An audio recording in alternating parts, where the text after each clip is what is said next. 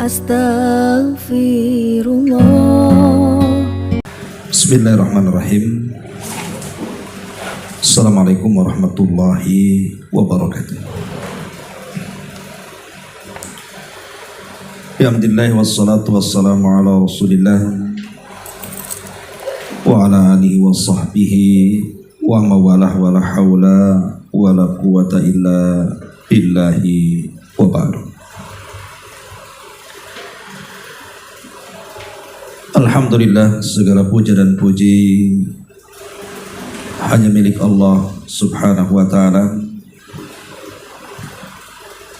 Salawat dan juga salam kita hadiahkan kepada Rasul kita Nabi besar Muhammad sallallahu alaihi wa ala alihi wasallam. Kita lanjutkan kembali kajian kita, masih membahas kitab Firqatun Najiyah, dan kita masuk pada halaman ke-163, cara mencintai Allah dan juga Rasulnya. Allah Subhanahu wa ta'ala berfirman di sini, "Qul in kuntum tuhibbunallaha fattabi'uni yuhibbukumullah wa yaghfir lakum dzunubakum wallahu ghafurur rahim." Katakanlah, jika kamu benar-benar mencintai Allah, ikutilah aku. Niscaya Allah mengasihi dan mengampuni dosa-dosa kalian. Dan Allah Maha Pengampun lagi Maha Penyayang. Al-Imran 31. Nabi SAW bersabda, "La yu'minu ahadukum hatta akuna ahabba ilaihi min walidihi wa waladihi wan nasi ajmain." Tidaklah beriman secara sempurna salah seorang di antara kalian sehingga aku lebih ia cintai daripada orang tuanya, anak-anaknya, dan segenap manusia yang dicintainya. Kemudian kata beliau, ayat ini menunjukkan bahwa kecintaan kepada Allah adalah diwujudkan dengan ittibah, mengikut apapun yang dibawa oleh Rasulullah sallallahu alaihi wasallam. Kemudian mentaati apa yang beliau perintahkan, meninggalkan apa yang beliau larang menurut hadis-hadis yang sahih yang telah beliau jelaskan kepada kita semuanya. Karena tidaklah kecintaan itu dengan banyak bicara yang tidak disertakan dengan mengamalkan petunjuk, perintah dan sunnah-sunnahnya. Adapun hadis sahih di atas mengandung pengertian bahwa iman seorang muslim tidak akan sempurna sehingga dia mencintai Rasul melebihi kecintaannya kepada anak, orang tua, dan segenap manusia. Bahkan sebagaimana ditegaskan dalam hadis lain, hingga melebihi kecintaannya terhadap dirinya sendiri. Pengaruh kecintaan itu tampak ketika terjadi pertentangan antara perintah dan larangan Rasul dengan hawa nafsunya, keinginan istri, anak, serta segenap manusia yang ada di sekelilingnya. Jika ia benar-benar mencintai Rasulullah, ia akan mendahulukan perintah-perintahnya dan tidak menuruti kehendak nafsu keluarganya atau orang-orang yang di sekelilingnya. Jika kecintaan itu hanya dusta belaka, maka ia akan mendurhakai Allah dan Rasulnya, lalu mengikuti setan dan hawa nafsunya. Kemudian jika Anda menanyakan kepada seorang muslim, apakah Anda mencintai Rasulullah? Ia pasti menjawab, benar, aku berkorban jiwa dan hartaku untuknya. Tapi jika selanjutnya dinyatakan, kenapa Anda menyelisih sunnah, melanggar perintah dalam masalah ini, dan tidak meneladaninya dalam penampilan akhlak dan ketauhidan, maka dia akan menjawab kecintaan itu letaknya dalam hati. Dan alhamdulillah hati saya baik. Kita mengatakan padanya, seandainya hatimu baik, niscaya akan tampak secara lahiriah, baik dalam penampilan akhlak maupun ketaatan.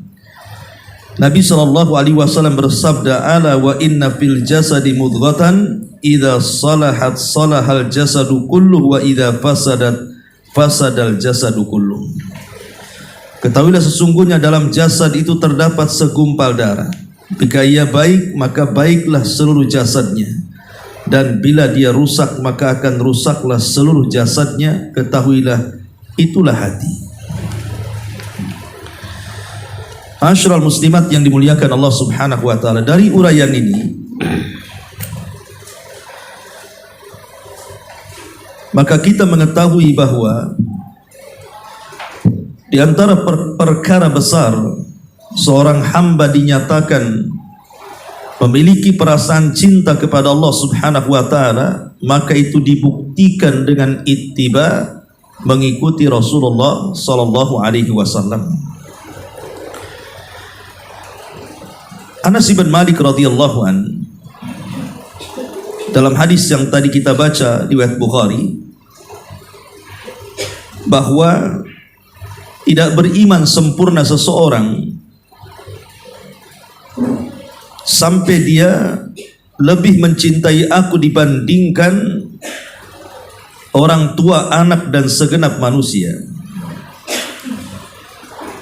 Tentu kita harus punya alasan kenapa kita harus mencintai Nabi SAW. Pertama, karena Rasul kita Muhammad SAW diutus oleh Allah Subhanahu wa taala. Kepada siapa? Kepada kita. Dialah manusia satu-satunya pilihan Allah Subhanahu wa taala untuk menyampaikan risalah Allah kepada kita. Karena Allah Subhanahu wa taala sudah memilih dia dan tidak memilih yang lainnya, maka secara otomatis kita harus memuliakan manusia yang Allah muliakan. Kita harus mencintai manusia yang Allah cintai. Apalagi Allah Subhanahu wa taala kemudian memerintahkan kita untuk mencintainya. Jadi cintanya kita kepada Nabi itu karena perintah Allah Subhanahu wa taala kepada kita. Betul, Nabi SAW manusia seperti kita. Dia tidak bedanya dengan manusia-manusia yang lainnya. Dia juga terangkai dari daging, tulang, darah, dan yang semacamnya. Sampai-sampai Nabi SAW dipaksa mengatakan, Qul innama ana basyarun mithlukum. Katakan, ya Muhammad, saya ini manusia seperti kalian. Kita tidak menafikan Rasul kita manusia, tapi dia manusia yang bukan seperti manusia yang lainnya. Dia manusia, tapi dia seperti bukan manusia yang lainnya, karena dia manusia pilihan Allah Subhanahu wa taala. Apalagi Allah Subhanahu wa taala sudah menjadikan Rasul kita kekasihnya. Sebagaimana hadis Nabi SAW mengatakan, "Lau kuntu muttakhidan min ummati khalilan lattakhadtu Aba Bakrin khalilan." Kalau seandainya aku mengambil dari umatku sebagai kekasih diriku, pasti ku ambil Abu Bakar sebagai kekasihku. Walakinallaha qad ittakhadani khalilan kama ittakhadha Ibrahim khalilan. Akan tapi Allah sudah menjadikan diriku sebagai kekasihnya, sebagaimana Ibrahim juga Allah telah jadikan sebagai kekasihnya. Inilah yang lebih menambah kita mencintai Rasul, karena memang Rasul sudah dijadikan kekasih Allah Subhanahu wa taala. Yang kedua, kedudukan Nabi SAW yang Allah berikan kepada dia. Jadi Allah Subhanahu wa taala sudah menempatkan Rasul dengan kedudukan yang tinggi di antara seluruh manusia. Bahkan dia diangkat menjadi pemimpin bagi seluruh manusia dan jinnya. Bahkan seluruh para nabi dan rasulnya. Sebagaimana hadis Abu Hurairah radhiyallahu anhu mengatakan, "Ana sayyidu waladi bani Adam yaumal qiyamah wala fakhr." Sesungguhnya saya pemimpin seluruh anak Adam pada hari kiamat. Lah karena kedudukan Nabi SAW sebagai pemimpin seluruh manusia sampai seluruh nabi dan rasulnya, maka sudah selayaknya kita menanamkan kecintaan kepada pemimpin kita. Kemudian yang ketiga, bahwa Nabi SAW ketika menyampaikan agama ini kepada kita, itu bukan perkara yang mudah. Rasul menyampaikan risalah untuk kita. Banyak hal-hal yang diterima Nabi SAW dari berbagai macam ujian-ujian yang diterima Rasul dari orang-orang kafir, baik dari kafir-kafir Quraisy, baik dari orang-orang Yahudi Madinah, baik dari orang-orang munafik yang ada dari dalam tubuh kaum muslimin. Macam-macam cerita. Kalau kita membaca sirah Nabi SAW, apa yang dialami Rasul tidak pernah kita alami. Dan itu semua adalah perjuangan yang sangat besar. Untuk siapa kalau bukan untuk kita? Makanya sudah sewajarnya kita mencintai Nabi SAW. Dia sudah berkorban untuk kita. Kemudian juga yang keempat, al-iqtida wa ta'asi bi ashabihi fi syiddati mahabbatihim lahu. Kita harus mencontoh dan mengikuti para sahabat Nabi SAW, karena kita tahu bahwa tidak ada manusia yang lebih mencintai nabinya melebihi para sahabatnya. Maka siapapun yang mencintai Rasul kita cintai, apalagi posisi mereka adalah para sahabat yang sudah tidak diragukan pengorbanannya untuk membela Nabi. Kemudian yang kelima, bahwa tanda mencintai Nabi SAW itu haruslah bukan hanya tersumber dalam hati. Sebagaimana tadi perkataan pengarang, tetapi lebih daripada itu, bahwa mengikuti sunnah Rasul itu alamat yang paling jelas tanda cintanya kita kepada Nabi SAW, baik perkataannya, baik perbuatannya, baik penetapannya. Maka semua yang bersumber darinya kita harus berusaha untuk mengikutinya. Itulah yang disebut dengan ittiba'ul mutlak, mengikuti Nabi SAW secara mutlak sesuai dengan kemampuan yang kita miliki. Ma'asyiral muslimat yang dimuliakan Allah Subhanahu wa taala, di dalam Al-Qur'anul Karim, tepat dalam surah At-Taubah 24, Allah Subhanahu wa taala menyebut satu nafas akan kecintaan kepada Allah dan kecintaan kepada Rasulnya. Ketika Allah Subhanahu wa taala menyebut satu nafas perintah mencintai Allah dan perintah mencintai Rasul, menunjukkan bahwa mencintai Rasulullah itu sama dengan mencintai Allah. Membenci Rasulullah berarti membenci Allah Subhanahu wa taala. Karena lazim atau konsekuensi dari mencintai Allah adalah mengikuti Rasul. Makanya ayat ini, surah Al-Imran 31 ini, menjadi ujian berat bagi kita. Siapapun yang mengklaim dia mencintai Nabi SAW siapapun yang mengklaim mencintai Allah Subhanahu wa taala, haruslah dia mengikuti Rasulnya. Kalau dia tidak mengikuti Rasulnya, maka belum dianggap kecintaan dia kepada Allah Subhanahu wa ta'ala. Jadi siapapun yang mengaku cinta kepada Allah Subhanahu wa ta'ala, maka mereka diuji dengan ayat ini. Sudahkah mencintai Rasulnya atau tidak? Karena bagaimanapun bahwa mencintai Allah dengan mencintai Rasulullah dan mencintai Rasul tidak dibuktikan kecuali dengan adanya pengikutan.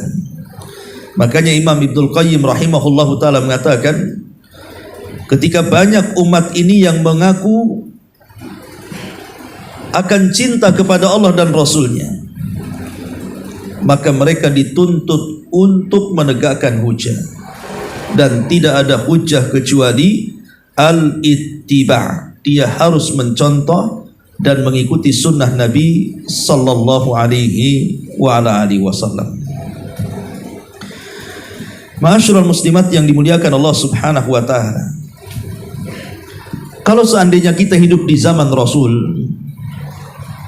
seperti halnya para sahabat Rasul, tentu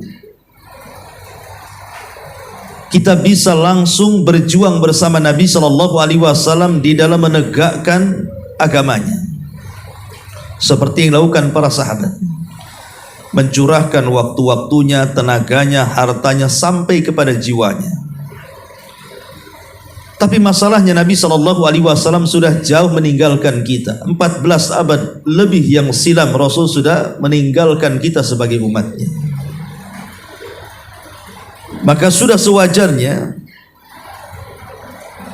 seorang muslim yang mengaku bahwa Muhammad adalah nabinya harus tertanam pada hatinya asyauqu ila liqaihi sallallahu alaihi wasallam, kerinduan untuk berjumpa Nabi sallallahu alaihi wa ala alihi wasallam. Kalau dikatakan bahwa mustahil kita berjumpa dengan Rasul untuk mencurahkan cinta dan kerinduan kita kepadanya, bukankah manusianya sudah meninggal? Artinya Rasulullah SAW sudah meninggal dunia. Macam mana kita akan mencurahkan kecintaan kita kepada Rasul dengan meluapkan kerinduan kita untuk berjumpa dengan Rasul? Maka kita katakan bahwa ada caranya. Memang Nabi SAW sudah meninggal dunia, tetapi peninggalannya itu masih ada sampai sekarang. Itulah ajaran-ajarannya, sunnah-sunnahnya. Makanya kita diwajibkan untuk memuliakan peninggalan-peninggalan Rasul, mengagungkan peninggalan-peninggalan Rasul. Maksudnya sunnah-sunnahnya yang sudah dicatat oleh para ulama hadis, mana yang sahih, mana yang tidak. Dan kita juga mengagungkan Nabi sallallahu alaihi wasallam walaupun beliau sudah tiada, dengan tidak membencinya, mencelanya, menghinanya, dan berusaha untuk menghormatinya, memuliakannya dan mengagungkannya. Ma'asyiral muslimat yang dimuliakan Allah Subhanahu wa ta'ala, Nabi sallallahu alaihi wasallam adalah manusia yang menyebabkan kita semua mendapatkan hidayah Allah Subhanahu wa ta'ala. Jadi sebab hidayah yang hari ini kita miliki, sehingga ibu bisa hadir di majelis taklim, bisa melaksanakan salat, bisa menunaikan zakat, bisa melaksanakan puasa, bisa berzikir, membaca Quran dan melakukan kebaikan dan kebajikan dan begitu seterusnya, itu tidak lain karena hidayah Allah, hidayah taufik yang Allah anugerahkan kepada kita.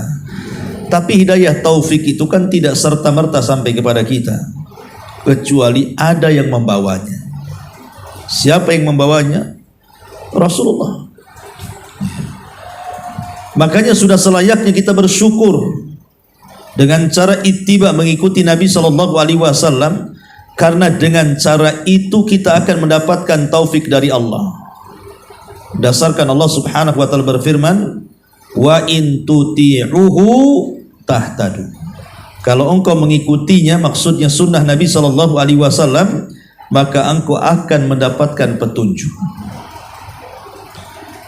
Jadi syarat kita mendapatkan petunjuk dengan cara apa? Dengan cara ittiba. Tapi sebaliknya orang-orang yang jauh daripada ajaran Nabi, maka jangan harap dia mendapatkan petunjuk. Bagaimana dia akan mendapatkan petunjuk dari Allah Subhanahu wa taala sementara dia tidak mengikuti orang yang membawa petunjuk Allah kepada kita? Maka wajarlah kalau seandainya bentuk terima kasih kita kepada Rasul yang sudah menyampaikan petunjuk Allah kepada kita ini, sehingga menanamkan dalam hati kita kecintaan yang dalam. Coba ibu bayangkan ucapan Ja'far ibn Abi Thalib saat dia berdialog dengan Raja Najasyi. Di hadapannya Amr ibn As radhiyallahu anhu, ketika itu masih kafir. Apa kata Ja'far? Kunna ibadu awthan na'kulul maitata wa nashrabul khamra wa naqta'ur rahima wa na'til fawahisha hatta ba'athallahu nabiyyana Muhammadan sallallahu alaihi wasallam fa akhrajana bihi minadh dhulumati ilan nur. Dulu kami ini para penyembah berhala, makan bangkai, minum khamr, memutus silaturahim, berzina dan segala macam maksiat yang kita lakukan. Tiba-tiba Allah mengutus kepada kita seorang nabi, lalu mengeluarkan kami dari kegelapan menuju terang benderang. Dari ucapan Ja'far Ibn Abi Thalib ini, kalau kita terapkan kepada kita, Bu, kalau seandainya tidak diutus Nabi kepada kita, mungkinkah kita menyembah Allah Subhanahu wa ta'ala, menjadi umat yang mentauhidkan Allah?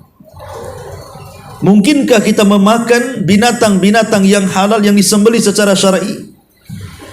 Mungkinkah kita terhindar dari minuman-minuman yang merusak akal? Mungkinkah kita ini bisa menyayangi antara pasangan, orang tua, anak, tetangga dan begitu seterusnya? Atau mungkinkah kita terhindar dari perbuatan zina, homoseksual dan yang semacamnya, atau maksiat-maksiat yang lainnya? Rasa-rasanya mustahil. Tapi dengan karunia Allah mengutus seorang nabi kepada kita, menuntun jalan ini yang hak, ini yang batil, ini yang boleh, ini yang tidak, ini yang baik, ini yang tidak, ini yang maksiat, ini yang taat dan begitu seterusnya. Jadilah kita umat yang mendapatkan hidayah. Kalau sudah demikian, maka sudah seyogianya bagi kita tentu menghormati dan menyayangi Nabi SAW. Karena berkat Allah kemudian nabinya, kita mendapatkan hidayah Allah Subhanahu wa ta'ala. Bahkan lebih daripada itu, Bu, kalau kita melihat umat-umat terdahulu, contoh saja kaum Nuh.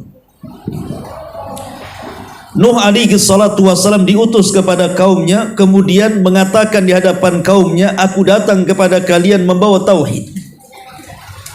Maka tauhidkan Allah Subhanahu wa ta'ala oleh kalian. Tapi apa yang terjadi? Umat Nuh justru melanggar perintah Rasulnya, tidak mau mengikuti nabinya.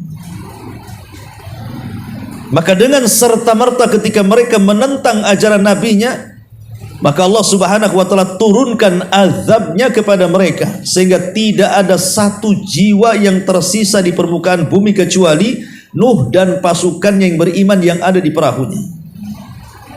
Lihat umat dulu, kalau menentang nabinya maka dihabiskan Allah Subhanahu wa ta'ala. Lihat kaum Tsamud, lihat kaum 'Ad, nasibnya kurang lebih dengan kaum Nuh. Ketika mereka menentang nabinya, langsung datang azab, menyapu mereka, tidak ada yang tersisa satupun dari jiwa-jiwa mereka. Lihat kaum Musa, Fir'aun dan bala tentaranya, tidak ada satu jiwa yang selamat dari lautan yang menenggelamkannya. Tapi lihat kondisi Nabi kita Muhammad sallallahu alaihi wasallam.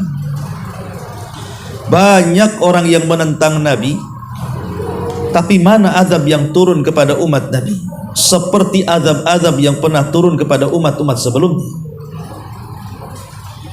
Karena diutusnya Nabi SAW itu bukan hanya rahmatan lil mu'minin, tapi lebih daripada itu rahmatan lil alamin. Dia diutus bukan hanya sebagai rahmat bagi orang-orang yang beriman, tapi dia juga rahmat bagi seluruh manusia di alam semesta, mu'minuhum wa kafiruhum, mukmin dan kafirnya. Inilah diantara kenapa diutusnya Nabi SAW bawa rahmat itu. Karena di antara rahmat yang didapati orang-orang kafir, mereka tidak diazab seperti umat-umat sebelumnya. Dan itu kebaikan Nabi SAW kepada kita. Makanya sudah selayaknya kita mencintai Rasul, karena dia adalah rahmat yang diturunkan Allah Subhanahu wa ta'ala kepada kita. Apalagi bahwa sesiapa yang mencintai Nabi SAW, maka dia akan dikumpulkan bersama Nabi SAW kelak pada hari kiamat. Kata Nabi SAW, al-mar'u ala man ahab. Seseorang itu akan dikumpulkan bersama idolanya. Kalau kita mengidolakan Rasul, maka kita akan dikumpulkan bersama Nabi sallallahu alaihi wa ala alihi wasallam. Intinya bab ini ya, menjelaskan kepada kita bahwa mencintai Nabi sallallahu alaihi wasallam itu bukan hanya sekedar di hati atau sekedar di lisan saja, tapi hati dan lisan itu harus diklopkan lewat perbuatan.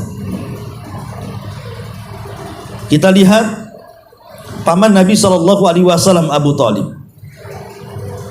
Tidak ada manusia di zaman itu yang paling mencintai Rasul melebihi Abu Thalib. Dia yang mengasuh Rasul dari usia 8 tahun sampai dewasa, sampai menikah, sampai diangkat jadi Nabi dan Rasul, sampai memperjuangkan pula dakwah Rasul. Dan tidak berani orang-orang Quraisy mendekati Rasul selama masih ada Abu Thalib. Dari situ Nabi SAW sangat berjasa dengan kebaikan Abu Thalib kepadanya. Makanya Rasul juga sangat mencintai Abu Thalib. Jadi Abu Thalib itu bukan hanya dicinta tetapi mencinta. Dia mencintai Rasul dan dicintai Rasul. Pertanyaannya, apakah kecintaan Abu Thalib kepada Rasul dan kecintaan Rasul kepada Abu Thalib menyelamatkan Abu Thalib dari azab Allah? Maka kita katakan tidak. Abu Thalib tidak selamat. Dia masuk neraka dan dikekalkan di dalamnya, walaupun azabnya diringankan, tapi Abu Thalib tidak akan pernah keluar dari neraka. Lalu apa manfaat kecintaannya Abu Thalib kepada Rasul kalau begitu? Kalau tidak bisa menyelamatkan Abu Thalib dari neraka, dan apa pula manfaat kecintaan Rasul kepada Abu Thalib kalau tidak bisa menolong Abu Thalib dari neraka? Karena kecintaan Abu Thalib itu dia hanya kecintaan sebatas manusia kepada manusia yang lainnya, bukan kecintaan agama. Bukan kecintaan agama, artinya Abu Thalib coba kalau dia mencintai Rasul kemudian bersyahadat mengikuti ajaran Rasul, selamat dia. Tapi kan Abu Thalib tidak ikut ajaran Nabi, itu masalahnya. Dia hanya ngomong saja, lisannya saja yang mengatakan tidak ada agama yang lebih mulia dibandingkan agama Muhammad, tapi disuruh syahadat tak mau pula. Lalu apa bedanya hari ini? Kalau seandainya ada orang yang berteriak-teriak aku cinta Nabi, aku cinta Rasul, kemudian jingkrak-jingkrak dengan salawatnya, giliran ada artis saja kan begitu ya, mereka datang kemudian berselawat rame-rame. Di waktu yang sama terdengar azan, di saat pentas ada azan, bisa nggak itu mereka menghentikan acaranya kemudian rame-rame ke masjid? Tak juga. Lalu apa gunanya solawat kalau seandainya tidak ke masjid, tidak sholat? Apa gunanya solawat? Jangan pula alasan, ya masih mendinglah aku bejat-bejat pun tato di mana-mana, tapi kan masih solawat Ustaz. Itu bukan alasan. Ya. Karena mencintai Rasul itu bukan bersolawat saja. Salawat itu sebagian kecil dari cinta kita kepada Rasul. Lebih daripada itu adalah al-ittiba, mencontoh Rasul. Rasul sholat, Anda juga harus sholat. Rasul puasa Ramadan, Anda juga harus puasa Ramadan. Dan begitu seterusnya. Kemudian di sisi lain yang kontras, ada tokoh munafik namanya Abdullah ibn Ubay ibn Salul. Abdullah ibn Ubay ibn Salul ini, dia pura-pura mengikuti Nabi, betul-betul ittiba dengan Nabi. Salat di belakang Nabi, jihad di belakang Nabi, sedekah kepada Nabi, membela agama Nabi, seolah-olah dia paling depan soal Nabi. Tapi dalam hati Abdullah ibn Ubay ibn Salul ini ada kebencian mendalam kepada Nabi. Bahkan dia mencari-cari waktu untuk menyelesaikan dan menghabisi Nabi. Apakah pengikutan Abdullah ibn Ubay ibn Salul kepada Nabi, solat di belakang Nabi, sedekah di belakang Nabi, haji bersama Nabi, dan begitu seterusnya bersama Nabi? Apakah ittibanya diterima? Justru ditolak. Bahkan Allah sediakan neraka yang paling rendah, yang Allah katakan innal munafiqina fi darkil asfali minan nar. Sesungguhnya orang-orang munafik itu diletakkan di intip neraka yang paling dalam. Untuk siapa ayat ini turun? Kepada Abdullah ibn Ubay ibn Salul, karena dia tokoh munafik. Jadi mengikut saja tidak cukup. Kalau hanya ikut-ikutan saja, tetapi harus ada di hatinya rasa cinta kepada Nabi SAW. Cinta saja tidak cukup tanpa mengikut, mengikut saja tidak cukup tanpa cinta, sehingga haruslah digabungkan antara cinta dan ikutan itu. Itulah yang Allah katakan, Qul in kuntum tuhibbunallaha fattabi'uni yuhibbukumullah. Dan itulah akhlak para sahabat. Mereka cinta dengan Rasul dan mereka juga ittiba dengan Nabi sallallahu alaihi wa ala alihi wasallam. Ya. Wallahu alam. Ini di antara cara mencintai Rasulullah sallallahu alaihi wasallam yang paling besar adalah dengan mengikuti Nabi sallallahu alaihi wasallam. Wallahu alam, lebihnya Ibu bisa baca sendiri. Baik, sebelum saya tutup silakan kalau ada bertanya.